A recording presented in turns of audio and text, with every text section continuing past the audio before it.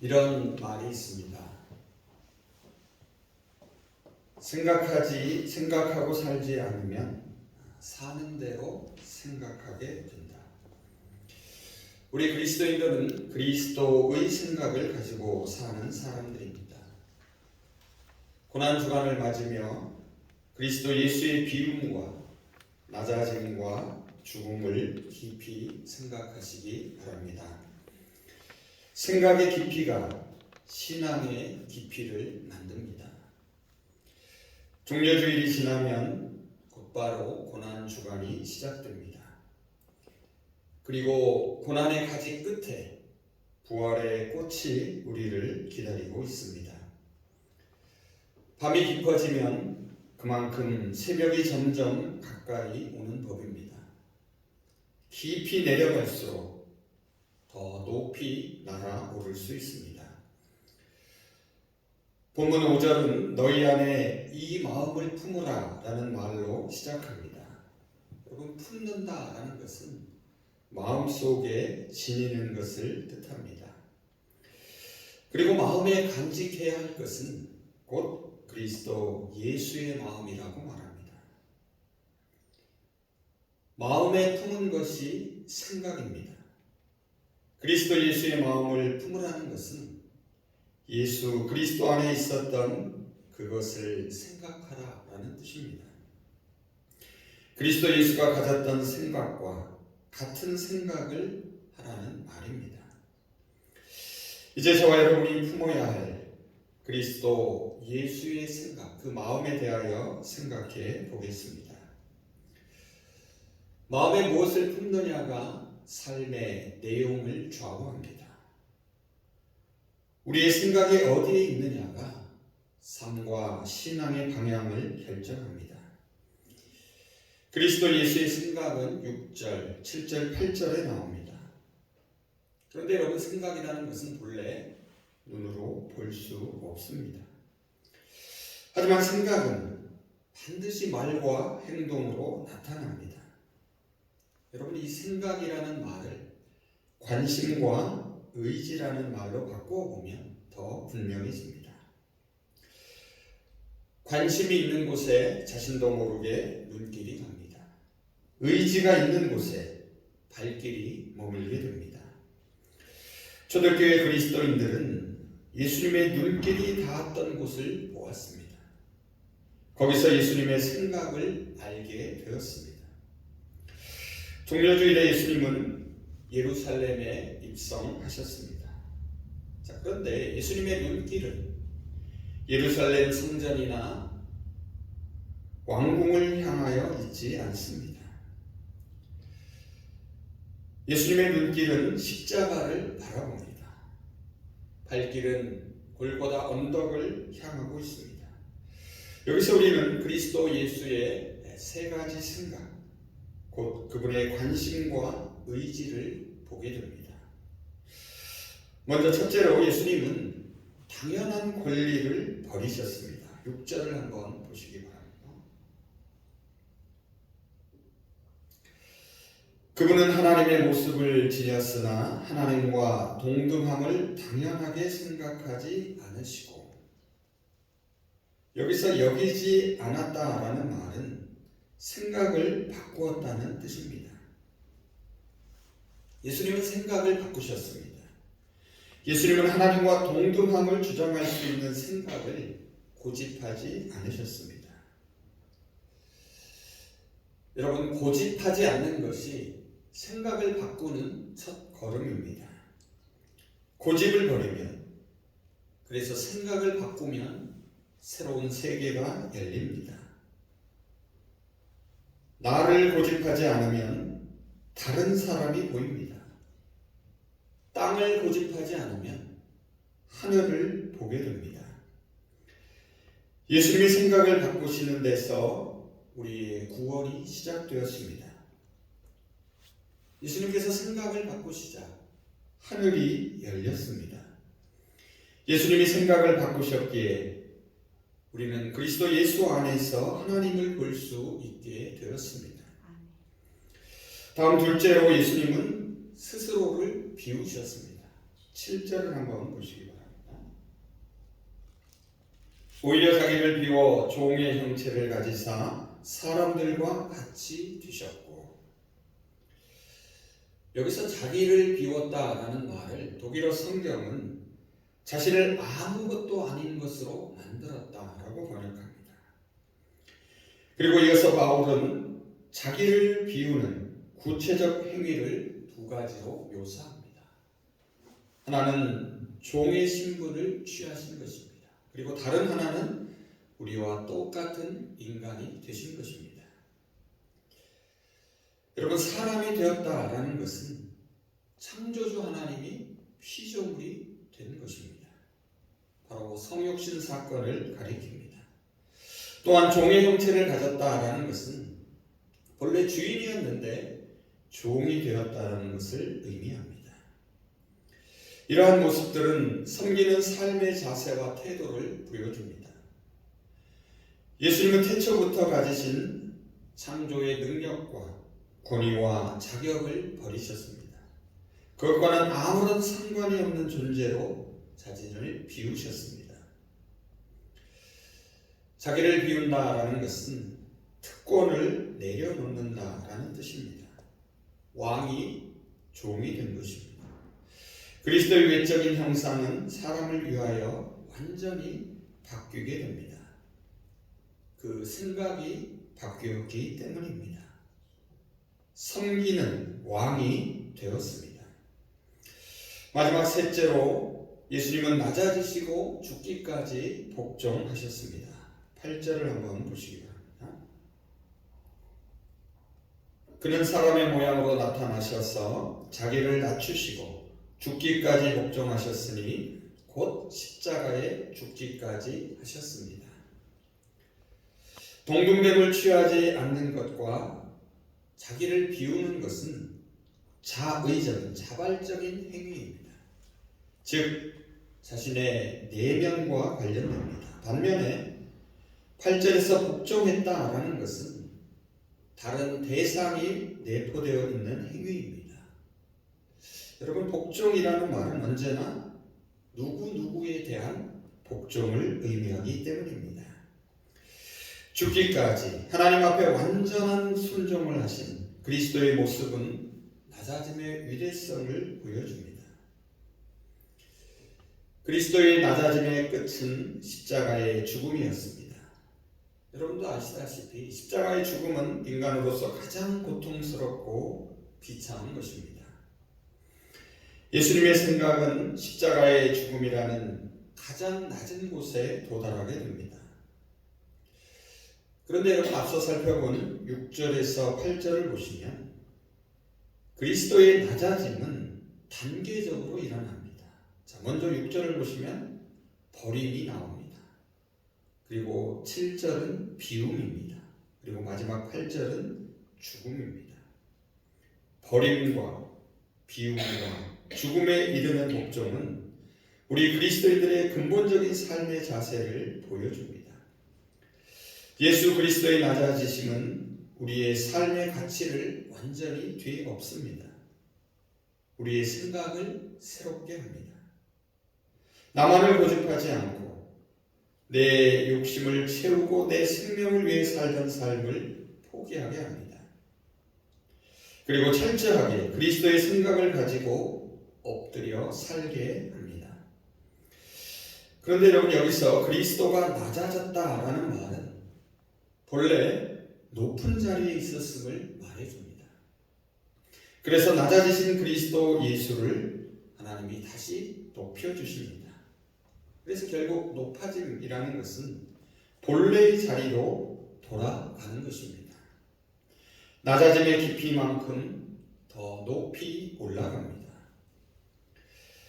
이어지는 9절에서 11절은 이렇게 높아지신 그리스도의 모습을 보여줍니다. 예수님이 하나님의 본체이심에도 불구하고 동등됨을 취하시지 않고 종의 형체를 입고 사람이 되어 십자가에 죽기까지 복종하신 그 결과에 대하여 말합니다. 생각을 바꾸어 자신을 낮추고 비우신 예수님에게 하나님이 행하신 일을 보여주십니다. 즉 하나님의 생각을 보여줍니다. 하나님의 생각은 무엇입니까? 그것은 바로 그리스도 예수를 높여주는 것이었습니다. 9절을 한번 보시기 바랍니다. 이러므로 하나님이 그를 지극히 높여 모든 이름 위에 뛰어난 이름을 주셨다. 여러분, 이것은 8절에 나오는 죽기까지 자신을 낮추었다라는 말과 대조를 이룹니다. 그런데 여러분 잘 보시면 이 9절에서부터 행위의 주체, 주어가 바뀝니다. 6절, 7절, 8절에서는 누가 주체였습니까? 예수 그리스도가 주체였습니다. 반면에 9절, 10절, 11절은 하나님이 주체가 됩니다. 예수 그리스도는 하나님이 행하시는 그 행동의 대상이 됩니다. 하나님이 그리스도를 높여주십니다. 낮아지는 것은 예수님이 스스로 낮아진 것이었습니다. 반면에 높아지는 것은 하나님이 높여주신 것입니다. 또한 하나님이 주셨다라고 말합니다. 이것은 하나님의 은혜를 보여줍니다. 하나님의 주권을 나타냅니다. 그리스도의 높여짐은 자기를 낮추어 내려갈 때와는 다릅니다. 앞서 말씀드린 대로 단계적으로 올라가지 않습니다. 단번에 일어납니다. 하나님은 한순간에 그리스도를 가장 낮고 깊은 곳에서 가장 높고 영광스러운 곳으로 끌어올리십니다. 여러분, 깊이를 뒤집으면 높이가 된다는 말이 있습니다. 하늘의 하나님이 보시기에 우리의 낮아짐의 깊이는 하나님이 올려주시는 높이가 됩니다. 그래서 가장 깊이 내려간 사람이 가장 높이 올라갈 수 있습니다. 이어지는 10절, 11절은 하나님이 그리스도 예수를 높이시고 뛰어난 이름을 주신 그 목적을 밝힙니다. 10절, 11절을 한번 보시기 바랍니다. 그리하여 하나님께서 하늘과 땅 위와 땅 아래에 있는 이들 모두가 예수의 이름 앞에 무릎을 꿇게 하시고 모두가 예수 그리스도는 주님이시라고 고백하게 하셔서 하나님 아버지께 영광을 돌리게 하셨습니다. 하나님은 그리스도 예수를 최고로 높이십니다. 그리고 그에게 모든 이름 위에 뛰어난 이름을 주십니다. 그리고 그 이름이 바로 주님이라는 호칭입니다. 주라는 말은 무엇입니까? 이제 주인이 아니고 종이 아니고 주인이라는 말입니다. 스스로 종이 되셨습니다. 그런데 하나님께서 이제 주인으로 만들어 주십니다. 이제 하늘과 땅과 땅 아래에 있는 모든 것을 다스리는 주권자가 됩니다. 우리는 십자가의 예수 그리스도를 주로 시인합니다. 이것은 그분이 나를 주관하시는 주인이라는 뜻입니다. 예수님은 당신의 이름을 부르는 자들에게 주님이 되십니다. 그런데 여러분, 이 예수 그리스도를 주라고 부르는 것은 바울 당시에 정치적으로 큰 문제를 일으킬 수 있는 것이었습니다. 왜냐하면 로마 시대에 주라는 호칭은 오직 황제만에게 돌릴 수 있었기 때문입니다. 그래서 예수를 주라고 부르는 것은 세상의 권력과의 싸움을 의미합니다. 그리고 결국 그리스도의 승리를 보여줍니다. 모든 사람이 그리스도를 주로 고백하게 됩니다. 이것은 세상을 지배하는 주권자들이 그리스도에게 복종하게 됨을 말해줍니다. 이것은 나를 버리고 비우고 내어주어 그리스도와 하나 됨으로써 마침내 그리스도가 통치하는 새로운 세계를 살게 될 것을 말해줍니다. 이제 말씀을 정리해 보겠습니다. 지금 저와 여러분의 모습은 어제까지의 우리의 생각이 데려다 놓은 결과입니다. 오늘 지금 여기서 품은 우리의 생각이 내일의 나를 만들어 갑니다. 생각은 관심을 가지는 것입니다. 마음은 관심을 실현하는 의지입니다. 예수님은 하나님과 본질이 같으셨습니다. 하지만 자신을 하나님과 동등한 존재로 생각하지 않으셨습니다. 당연한 생각을 고집하지 않고 포기하셨습니다. 고집을 버리고 생각을 바꾸면 새로운 세계가 열립니다. 생각을 바꾸는 데서 구원이 시작됩니다. 그래서 하나님이 사람이 되셨습니다. 왕이 종이 되었습니다. 구원자가 십자가에 달렸습니다. 생명을 내어주심으로 생명을 살리셨습니다. 우리 그리스도인들은 그리스도의 생각을 가지고 살아가는 사람들입니다. 그리스도 예수의 마음은 낮아짐에 있습니다. 깊이가 높이를 만듭니다.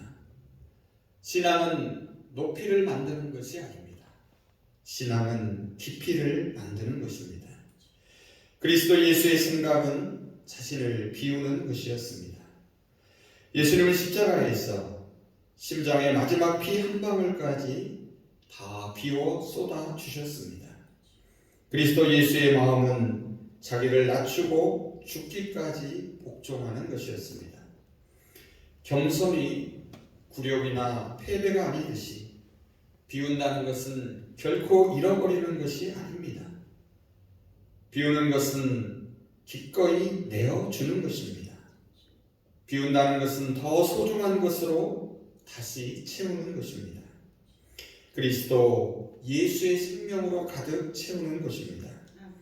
그리스도 예수의 비움과 낮아짐은 다시 채움과 높아짐의 역설을 보여줍니다.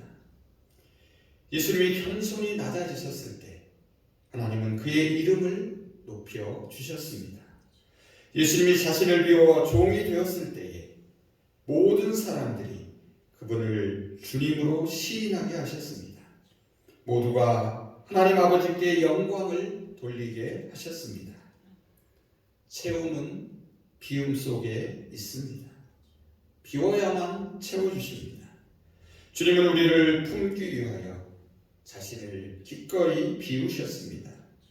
이제 우리도 주님의 생각을 품기 위해 우리 자신을 비우시기 바랍니다. 생각은 생각으로 채울 수 있습니다. 우리의 마음을 그리스도 예수의 마음으로 채우시기를 바랍니다. 버리고 비우고 낮아진 바로 그곳에서 구원의 역사와 하나님의 영광이 나타나기를 간절히 소망합니다. 이제 그리스도 예수의 생각, 그 마음을 함께 읽으며 설교를 마치겠습니다. 그는 근본 하나님의 본체시나 하나님과 동등됨을 취할 것으로 여기지 아니하시고 오히려 자기를 비워 종의 형체를 가지사 사람들과 같이 되셨고 사람의 모양으로 나타나사 자기를 낮추시고 죽기까지 복종하셨으니 곧 십자가에 죽으시리라. 아멘. 기도하겠습니다.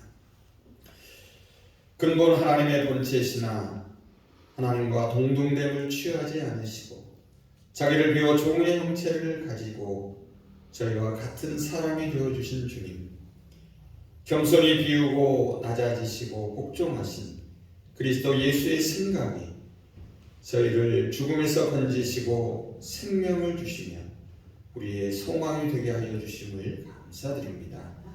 생각이 바뀌면 새로운 세계가 열린다는 것을 깨닫게 하시고 이제 저희의 생각을 그리스도 예수의 생각으로 가득 채워 주시옵소서. 그래서 당연한 것을 고집하지 않고 포기할 수 있는 용기를 주시고 비움을 통하여 더 소중한 것으로 주님의 생명으로 채우게 하시며 낮아지고 복종함으로써 그리스도와 동행하게 하여 주시옵소서. 깊이가 높이를 만듦을 깨닫게 하시고 버리고 비우고 낮아진 그곳에서 영광의 주님을 만나서 높이 날게 하여 주시옵소서. 예수 그리스도의 이름으로 기도합니다.